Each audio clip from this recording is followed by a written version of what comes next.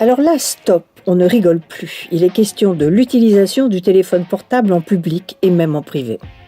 On a, en fonction de nos âges, une notion très variable du bon usage du téléphone. Et ça, c'est un problème qui est un petit peu difficile à résoudre parce que les très jeunes, par exemple, ne peuvent absolument pas se passer du téléphone. Donc, ils sont en permanence en train de téléphoner, d'envoyer des SMS, etc. etc.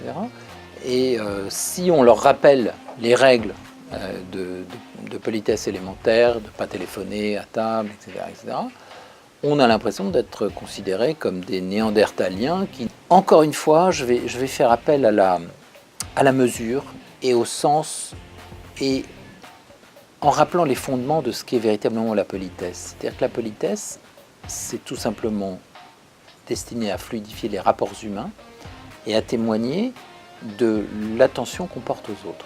C'est rien d'autre. C'est pas d'obliger les gens à adopter une règle précise du style « on ne téléphone pas à table », parce que je pense qu'aujourd'hui c'est un combat illusoire et un combat d'arrière-garde.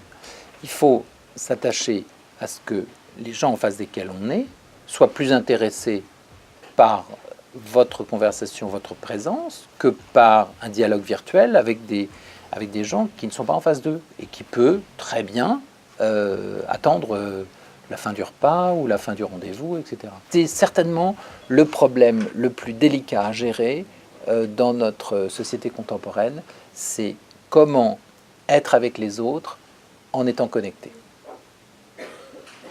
C'est toute une éducation à faire.